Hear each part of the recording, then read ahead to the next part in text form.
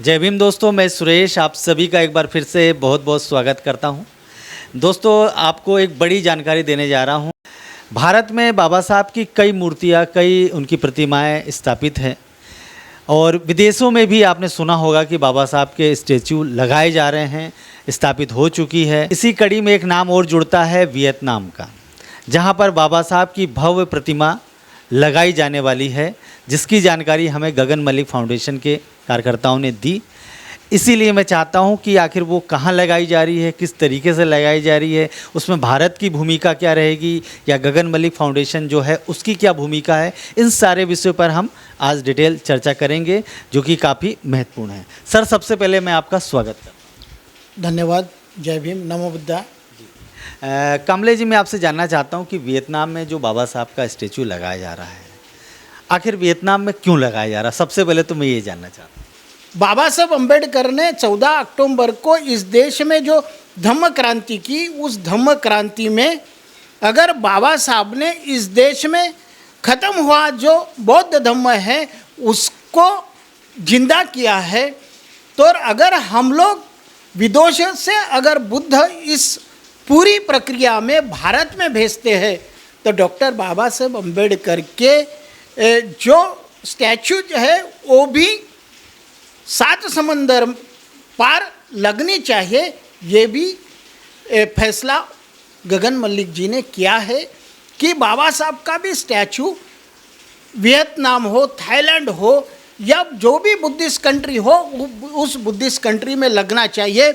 इस दिशा में उन्होंने पहल की है और हम चाह रहे हैं कि इस पहल का पहला जो यह है, तो उन्होंने वियतनाम में डॉक्टर बाबा साहब अम्बेडकर का पूर्णाकृति पुतला इस उपक्रम के तहत Quan Am Don Hai temple में बिठाने का, जो बुद्धिस्ट यूनिवर्सिटी है, उस बुद्धिस्ट यूनिवर्सिटी में इस प्रतिमा को लगना चाहिए। ये प्रयास उन्होंने किया है और 12 दिसंबर को बाबा साहब अम्बेडकर का ये जो पूर्णाकृति प्रतिमा है, ये बैठाने का काम गगन मलिक फाउंडेशन की तरफ से उन्होंने बाबा साहब के भी विचारों को वियतनाम में जाना चाहिए, इस तरह से गगन मलिक फाउंडेशन इस दिशा से कार्य कर रही है।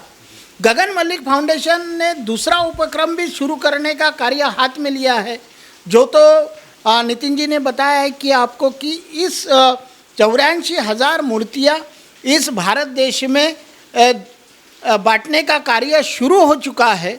उसमें हमने विहारों में एक दिन एक विहार, इसके माध्यम से जीवन आवश्यक वस्तुओं का दान का कार्यक्रम तो हमने शुरू किया है, लेकिन अगले उपक्रम में हम एक गांव, एक विहार और एक मूर्ति विहारों में दान देने का उपक्रम भी हम अभी इस अगस्त महीने से 15 अगस्त के बाद में शुरू करने जा रहे हैं। ये गगन मलिक फाउंडेशन का एक बड़ा उपक्रम है कि बुद्ध किस तरह से गांवों में पहुंचना चाहिए, बुद्ध का विचार कैसे गांवों में पहुंचना चाहिए। कामले जी, मैं बीच में आपको रोक रहा हूँ। हमारी बात तो हो रही थी वियतनाम में बाबा साहब की मूर्ति की, और आपने जो 84,000 बुद्ध की मूर्तियाँ गगन मलिक फाउंडेशन के माध्यम से पूरे देश के अंदर में, भारत के अंदर में वितरण का जो कार्यक्रम चल रहा है, उसके बारे में आपने जानकारी दी। अगर मैं आपकी बात को रोकते हुए बीच में अगर ये कहूँ कि सिर्फ बुद्ध की मूर्तियाँ लोगों तक पहुँचाने से, बुद्ध विहारों में पहुँचाने से, लोगों को बांटने से क्या बुद्ध के विचारों का प्रचार प्रसार हो सकता है? जिस तरह से एक आधी रास्ते से भिक्षु चलता है, तो भिक्षु आदमी नहीं रहता है।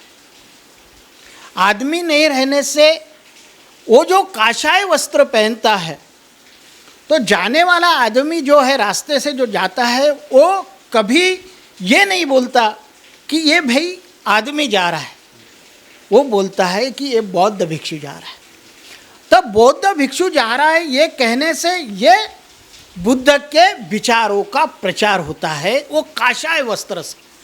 अगर गगन मलिक फाउंडेशन 84,000 मूर्तियाँ अगर गांवों में, राज्यों में अगर उसका वितरण कर रहा है, जब बुद्ध अगर घर घर में जाता है, तो बुद्ध के साथ बुद्ध के विचारों का बुद्ध के तत्वों का, बुद्ध ने जो शिक्षा दी है उस शिक्षा का बुद्ध मूर्ति को देखने से ही उसका प्रचार प्रसार होता है।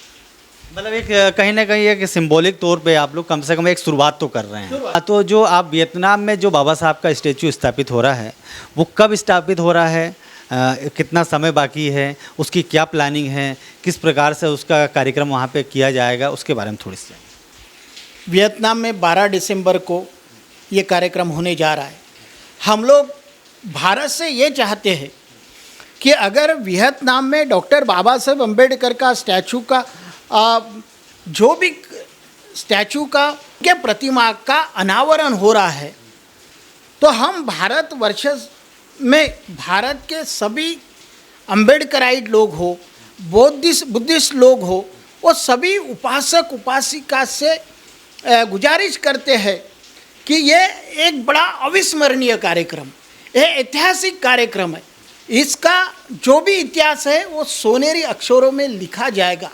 तो हम चाहते हैं कि भारत के इस सभी उपासक उपासिकाओं ने इस जो डॉक्टर बाबा साहब अम्बेडकर का जो भी प्रतिमा का अनावरण होगा उसके साक्षीदार आप लोग बने और बड़ी तादाद में वियतनाम जाकर डॉक्टर बाबा साहब अम्बेडकर को अभिवादन करें, जिनके साक्षीदार बनने से हम लोगों को ये तो महसूस होगा कि विदेशों में भी डॉक्टर बाबा साहब अम्बेडकर के विचारों के लोग हैं, फॉलोअर लोग हैं, और वो बाबा साहब के बुद्ध के विचारों को मानने वाले लोग हैं। हम लोग अगर सभी भारतीय वियतनाम जाते हैं तो वो जो लोग हैं, विदेशी लोग हैं, उनको भी लगेगा कि भारत के लोगों को डॉक्टर बाबा साहब अम्बेडकर के प्रति कितना लगाव है। उन्होंने भी बड़े मन से भारतवासियों का वो स्वागत करेंगे। और बाबा साहब अम्बेडकर ये बोलते हैं कि मैंने आपको बुद्ध दिया है और बुद्ध देने के बाद मैंने आपके साथ बुद्धिस्ट राष्ट्र को भी जोड़ा है। यानी बाबा साहब का 14 अक्टूबर का जो भाषण हुआ है दीक्षा भूमि पे, उस भाषण में बाबा साहब अम्बेडकर ये बोलते हैं कि मैंने बुद्ध धम्म के साथ साथ आपको जो विदेशों में जो धम्म है वो धम्म में जुड़ने के लिए मैंने श्रीलंका हो, थाईलैंड हो, ये सभी राष्ट्रों से आपको भाई भी दिया है, ब्रदर दिया है।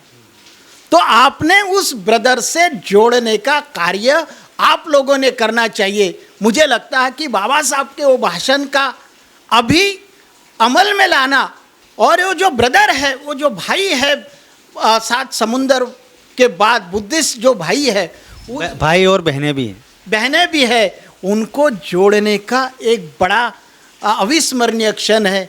मैं सबसे गुजारिश करूँगा कि ज़्यादा से ज़्यादा तादाद में वियतनाम चलकर बाबा साहब को अभिवादन करें।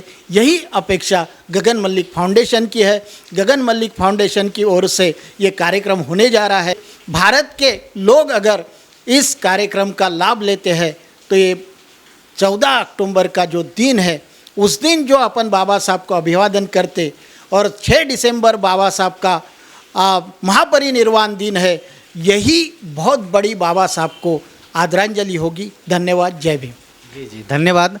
दोस्तों, मैं आपको एक बात क्लियर कर दूं कि जो बुद्धिस्ट होते हैं या बाबा साहब के जो फॉलोअर होते हैं मूर्ति पूजा नहीं करते हैं, लेकिन जो मूर्तियां जो हम अपने घरों में रखते हैं या बुद्ध विहार में तथागत बुद्ध की मूर्ति रखते हैं, उन्हें अपना आदर्श स्वरूप मानते हैं और उनके आदर्शों पे या उन्होंने जो काम किया है उसको अपना मार्गदाता मानते हुए उन्हें अपने घर पे रखते हैं। तो बाबा साहब के अनुयायी या बुद्धिस्ट होते हैं वो मूर्ति पूजक नहीं होते हैं, ये बात आप समझ लीजिए। वो मूर्ति रखते हैं, उसके कुछ अलग मायने होते हैं। आपने हमसे बात की, उसके लिए बहुत बहुत धन्यवाद। आप देख रहे हैं WLBS न्यूज़। चैनल को सब्सक्राइब करना और बेल आइकन को प्रेस करना ना भूलें।